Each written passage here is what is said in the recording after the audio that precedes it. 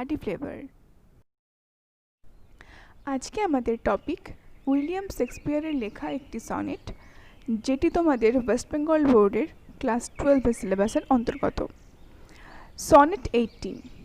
তোমরা জানোই যে উইলিয়াম শেক্সপিয়ার নিজে কোনো সনেটের নামকরণ করে যাননি।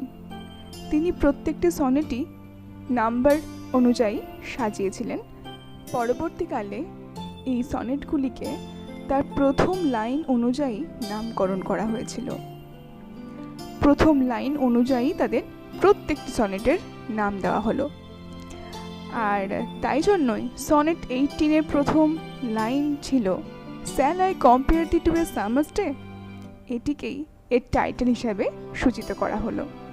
তো চলো শুরু করা যাক, কিন্তু শুরু করার আগে কিছু বলে নিই যে উইলিয়াম শেক্সপিয়ার সম্পর্কে যদি তোমরা আরও কিছু জানতে চাও, তাহলে আমি অলরেডি এর আগে উইলিয়াম শেক্সপিয়ারের জীবনী নিয়ে, তার বায়োগ্রাফি নিয়ে একটি ভিডিও আপলোড করেছি, তোমরা সেটা দেখতে পারো। শেক্সপিয়ারের এই ভিডিওটি দেখলে তোমাদের শেক্সপিয়ার সংক্রান্ত অনেক প্রশ্নের উত্তর তোমরা নিজেরাই পেয়ে যাবে এবং তার লেখার মাধ্যমে তাকে তোমরা চিনতে পারবে। এবং তারপরে আমি আরেকটা বলবো যে সনেটের একটা ভিডিও দেওয়া হয়েছে। যেহেতু তোমরা এখন সনেট পড়ছো এবং তোমাদের এই সনেটটা বেশ অন্তর্নিহিতভাবে বোঝানো হয়েছে ক্লাস 12-এ, তাই সনেটের এই ভিডিওটি দেখলেও তোমরা অনেকটাই উপকৃত হবে। শ্যাল আই কম্পেয়ারটি, এই কবিতাটি, এই সনেটটি শুরু করার আগে সনেট সম্পর্কে একটু ধারণা নিয়ে নিই। শেক্সপিয়ার মোট 154টি সনেট লিখেছিলেন। আসলে শেক্সপিয়ার এই সনেটগুলি ঠিক কাকে ডেডিকেট করেছিলেন বা কার সম্পর্কে তিনি এই সনেটগুলি লিখেছিলেন, এটি আজও রহস্যে পরিপূর্ণ। 1 থেকে 126তম সনেট ধরে নেওয়া হয় তিনি ডেডিকেট করেছিলেন WH-কে, যিনি ছিলেন আর্ল অফ পেমব্রোক। যদিও WH এই ইনিশিয়াল ফর্মের কোনো সঠিক নাম খুঁজে পাওয়া যায়নি। অনেকেই অনেক রকম ফুল নেম দিয়েছেন, কিন্তু তার মধ্যে ঠিক কোনটা যথার্থ তার এখনও হদিশ পাওয়া যায়নি। নেক্সট যার নাম আসে HW বা আর্ল অফ সাউথহ্যাম্পটন, তাকেও হয়তো বা তিনি ডেডিকেট করে থাকতে পারেন। তো যদি তোমাদের এখান থেকে প্রশ্ন অবশ্যই আসে যে তিনি কাকে ডেডিকেট করেছিলেন তার এই পোয়েমটি, তার এই সনেটটি, তো তোমাদেরকে কিন্তু অবশ্যই এই দুজনের নামটাই উল্লেখ করে দিতে হবে, দুজনের ইনিশিয়াল ফর্মটাই উল্লেখ করে দিতে হবে। চলো এবার আমরা তোমাদের বইতে উইলিয়াম শেক্সপিয়ার সম্পর্কে এবং সনেটটি সম্পর্কে যেটুকুনি তথ্য দেওয়া হয়েছে সেটি পড়ে নিই। William Shakespeare 1564 to 1666 was a famous English poet and dramatist of the 16th century. তো তিনি ছিলেন 16th সেঞ্চুরির একজন বিখ্যাত ইংলিশ পোয়েট এবং dramatist. He wrote sonnets, tragedies, comedies and historical plays. তিনি লিখেছিলেন সনেট, ট্র্যাজেডি, কমেডি এবং অনেক historical নাটকও। Some of his noted works are Macbeth, Midsummer Night's Dream, Venus and Adonis. তো তার লেখা অনেক উল্লেখযোগ্য লেখার মধ্যেই কিছু কিছু এখানে নাম দেওয়া হয়েছে, যেরকম ম্যাকবেথ, মিডসামার নাইটস ড্রিম এবং ভেনাস অ্যান্ড অ্যাডোনিস। তো এই গেল আমাদের উইলিয়াম শেক্সপিয়ার সম্পর্কে সংক্ষিপ্ত ধারণা। এবার এই সনেট সম্পর্কে আমরা কিছু জেনে নিই। Shakespeare রোট 154 sonnets. শেক্সপিয়ার মোট 154টি সনেট লিখেছিলেন। Shakespearean sonnet has 14 lines. তো শেক্সপিয়ারের লেখা সেই সনেটগুলির ছিল প্রত্যেকটিরই ছিল 14টা করে line, ending in a rhymed couplet, এবং যেটা শেষ হতো কাপলেট দিয়ে। In this poem Shakespeare enquires into the theme of the destruction brought by time and the eternal quality of art which transcends the ravages of time. Shakespeare এখানে দেখিয়েছেন বা এই সনেটের মাধ্যমে তিনি যে থিমটি তুলে ধরেছেন তা হলো সময় সব কিছুর ধ্বংস সাধন করে, সময়ের সঙ্গে সঙ্গেই সব কিছু ধ্বংসপ্রাপ্ত হয়, কিন্তু শিল্পকলা, সৃষ্টি কখনোই এই ধ্বংসপ্রাপ্ত হয় না, তারা সময়কে ছাপিয়ে গিয়েও, সময়কে অতিক্রম করেও চিরদিন অমর হয়ে থাকে। এবার সনেট 18 সম্পূর্ণভাবে একবার পড়ে নেওয়া যাক। Shall I compare thee to a summer's day? Thou art more lovely and more temperate. Rough winds do shake the darling birds of May, and summer leaves had too short a date. Sometime too hot the eye of heaven shines, and often is his gold complexion dimmed. And every fair from fair sometime declines, by chance or nature's changing course untrimmed. But thy eternal summer shall not fade, nor lose possession of that fair thou owest, nor shall death brag thou wanderest in his shade, when in eternal lines to time thou growest. So long as men can breathe or eyes can see, so long lives these, and these give life to thee. এবার আমরা প্রত্যেকটি লাইনের অ্যানালিসিসে চলে এসেছি। প্রথম line, Shall I compare thee to a summer's day? তোমরা class 11 জানো যে দি, দাও এগুলোর মানে কি। এগুলো হচ্ছে ওল্ড ফর্ম, যেগুলো এখন আর ইউজ করা হয় না। তো আরেকবার হয় বলেই দিচ্ছি, Shall I compare thee? দি মানে তোমাকে। আমি কি তোমাকে তুলনা করব টু এ সামার্স ডে, গরমের একটা দিনের সাথে? ইংল্যান্ডে, অর্থাৎ শেক্সপিয়ার যেখানে জন্মেছিলেন সেই জায়গাটাতে সামার আমাদের ইন্ডিয়ার মতো এতটা কিন্তু কষ্টদায়ক না। ওদের ওখানে কিন্তু শীতপ্রধান দেশ হওয়াতে গরমকালটা খুব সুন্দর হয়। এরকম একটা প্রাকৃতিক সৌন্দর্য যেটা সবাই অনুভব করতে চায়, যেটা সবাই পাওয়ার জন্য অপেক্ষায় বসে থাকে, সেই একটা সময় গরমকালের সুন্দর দিনের সঙ্গে তিনি তার বন্ধুর সৌন্দর্যকে তুলনা করবেন কিনা জিজ্ঞাসা করেছেন। কিন্তু তিনি কি তুলনা করেছেন? চলো দেখে নেওয়া যাক। Next line, Thou art more lovely and more temperate. Thou, THOU, thou, যেটা এখন মডার্ন ইংলিশে আমাদের বলা হয় ইউ, YOU, আর্ট, এটাকে এখন আমরা বলি RARE। তো এখন আমরা এই মিনিংয়ে পড়ি এটা, you are more lovely and more temperate. তুমি অনেক বেশি সুন্দর এবং অনেক বেশি মৃদু। টেম্পারেট কথাটার মানে তোমাদের বইয়ে ওয়ার্ড নোটসে লেখা আছে মৃদু। তবে এই টেম্পারেট কথাটার মানে তোমরা কনসিস্টেন্ট ধরে এগো।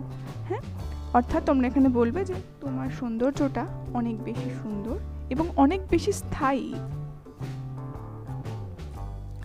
Rough winds do shake the darling birds of May. Rough winds, যখন গরমকালে কয়েকটা সময় দেখবে খুব বেশি জোরে হাওয়া দেয়, আর সেই রাফ উইন্ডসের জন্য, সেই বেশি জোরালো হাওয়ার জন্য অনেক সময় ফুলের যে কুঁড়িগুলো হয় সেগুলো ঝরে যায়। And summer leaves has all too short a date, এবং গরমকাল কিন্তু খুব ক্ষণস্থায়ীভাবে সেখানে আসে, যেন লিজে এসছে, যেন কোনো কন্ট্রাক্ট পেপারে সাইন করে সামার এসছে, তার কন্ট্রাক্ট শেষ হয়ে গেলেই সে চলে যাবে। তাই সামারের এই ক্ষণস্থায়ী ব্যাপারটা বোঝানোর জন্য তিনি কিন্তু সামার লিভস এই কথাটি উল্লেখ করেছেন। তোমাদের এখানে প্রশ্ন আসে যে কেন সামার্স লিভস কথাটা উল্লেখ করা হয়েছে। এখানে শেষ হলো আমাদের একটা কোয়াট্রেন অর্থাৎ 4 লাইন। আমাদের 14টি লাইনে লেখা সনেটটির প্রথম 4 লাইন এখানেই শেষ হলো। Next, sometime too hot the eye of heaven shines. কখনো কখনো সূর্য খুব তীব্রভাবে আলো দেয়। দ্য আই অফ হেভেন, তোমাদের কিন্তু এখানেও 1 নম্বরের প্রশ্ন থাকে যে আই অফ হেভেন বলতে ঠিক কী বোঝানো হয়েছে। আই অফ হেভেন মানে সূর্যকে বোঝানো হয়েছে যে স্বর্গের চোখ, কারণ সূর্য তার রোদ, তার কিরণের মাধ্যমে কিন্তু সব কিছু আলোকিত করে। যদি আমরা চোখটা বন্ধ করে থাকি আমাদের কাছে সবটাই অন্ধকার লাগে, কিন্তু যখন চোখটা খুলি দিনের বেলাতে তখন আমরা দেখতে পাই যে চারদিকটাই আলোকিত।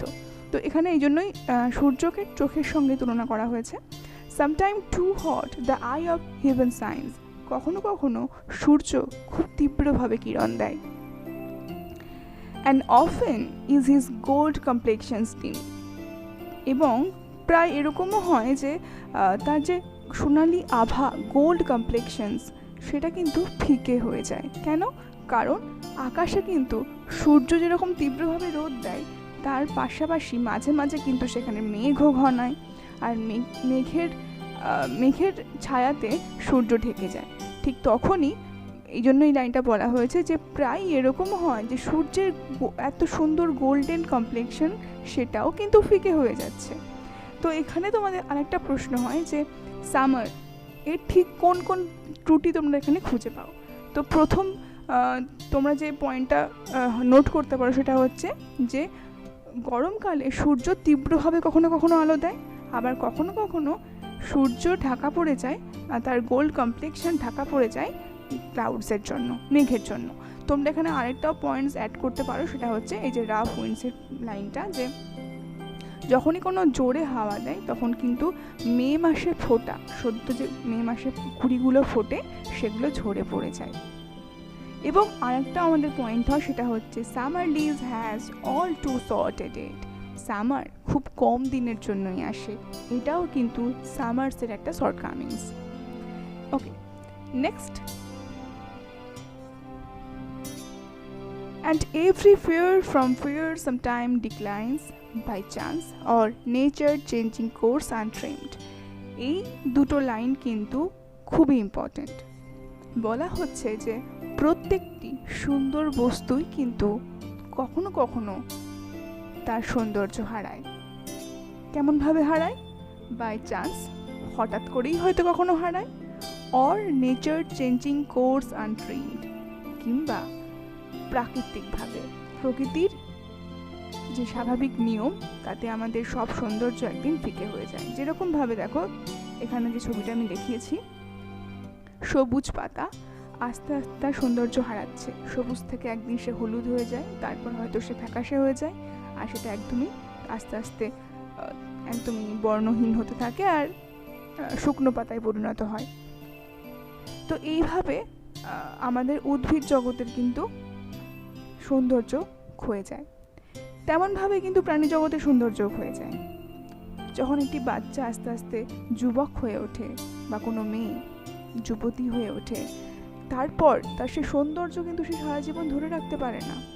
আস্তে আস্তে সময়ের অগ্রগতিতেই একদিন বার্ধক্য আসে, তার সব সৌন্দর্য ম্লান হয়ে যায়। তো তিনি এই খুব সত্যি কথাটা খুব সহজভাবে বলেছেন তিনি, যে and every fear from fear, এখানে দেখো দুটো ফিয়ার উল্লেখ করা হয়েছে।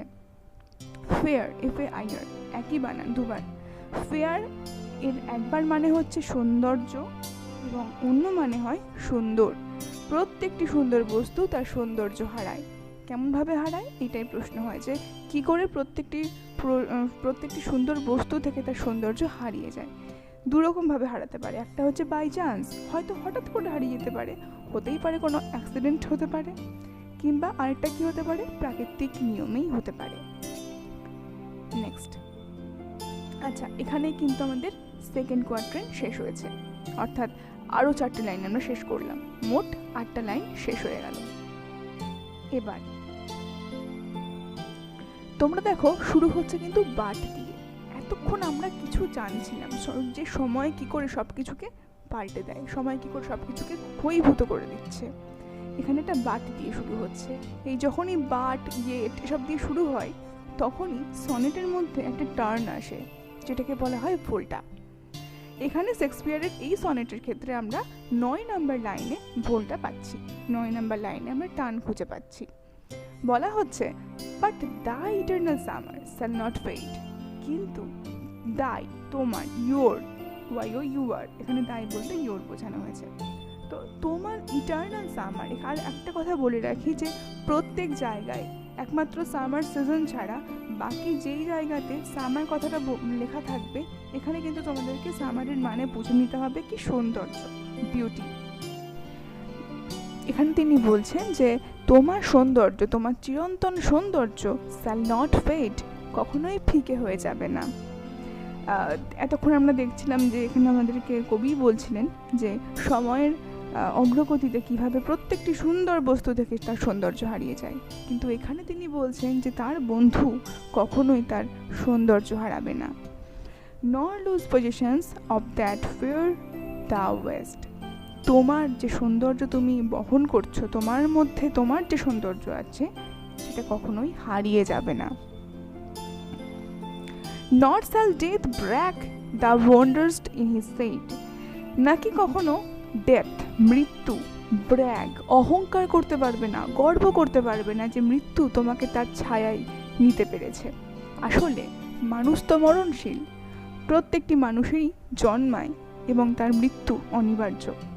এখানেই কবি বলেছেন যে মৃত্যু যেটি ইনএভিটেবল, যেটি কখনোই কেউ আটকাতে পারে না, সেই মৃত্যু কি না গর্ববোধ করতে পারবে না যে তোমাকে সে তার আশ্রয় নিতে পেরেছে। অর্থাৎ তিনি বলছেন যে তার এই বন্ধু কখনোই মারা যাবে না। When in eternal lines to time you growest, তুমি চিরন্তন এই লাইনগুলোর মাধ্যমেই আরো অনেক বেশি করে বেড়ে উঠবে। আর এখানে so long as men can breathe or eyes can see। এবার শুরু হচ্ছে কাপলেট। কাপলেট বা কনক্লুডিং কাপলেট, এটি কেন ইম্পর্টেন্ট একটা সনেটের মধ্যে? আসলে যে কোনো সনেটে লাস্ট দুটি লাইন বা কাপলেট আমাদের আগের লাইনগুলোর একটি সমাধান দিয়ে যায়। সমাধানটি কবি আমাদের দিয়ে গেছেন। তিনি বলেছেন যে so long as men can breathe, যতদিন পর্যন্ত মানুষ নিঃশ্বাস নিতে পারবে, অর আইস ক্যান সি, কিংবা চোখ তার দৃষ্টিশক্তি দিয়ে সব কিছু দেখতে পাবে, so long lives this and this gives life to thee, ততদিন পর্যন্তই এটি বেঁচে থাকবে এবং এটিই তোমাকে জীবন দেবে। তোমাদের মনে আছে নিশ্চয়ই আমি প্রথমে এই থিমটি বলেছিলাম যে সৃষ্টি বা লেখা, আর্ট, শিল্প কখনো কিন্তু মরে যায় না, তার সেটি একদমই অমর।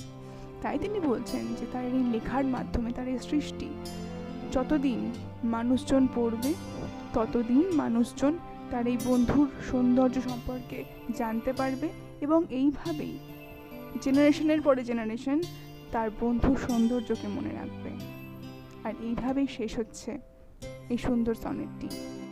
এতক্ষণ ধরে তোমরা যে ফটোগুলো দেখছিলে সেগুলি ম্যাক্সিমামই আমি কালেক্ট করেছি life in a different country, এই চ্যানেলের যিনি ওনার তার মাধ্যমে। তিনি একজন ইন্ডিয়ান, তিনি একজন বাঙালি সবথেকে বড় কথা, এবং তিনি কর্মসূত্রেই এখন বাইরে থাকেন এবং সেখানে তিনি তার কীভাবে তিনি অন্য দেশে গিয়ে তার লাইফ লিড করছেন বা সেই জায়গাটার মানুষজন কী করে লাইফ লিড করে সেগুলি আমাদেরকে দেখান। তোমরা যদি বাইরের কোনো দেশ সম্পর্কে আরও অনেক কিছু জানতে চাও অবশ্যই তোমরা এই চ্যানেলটি ভিজিট করো, life in a different country.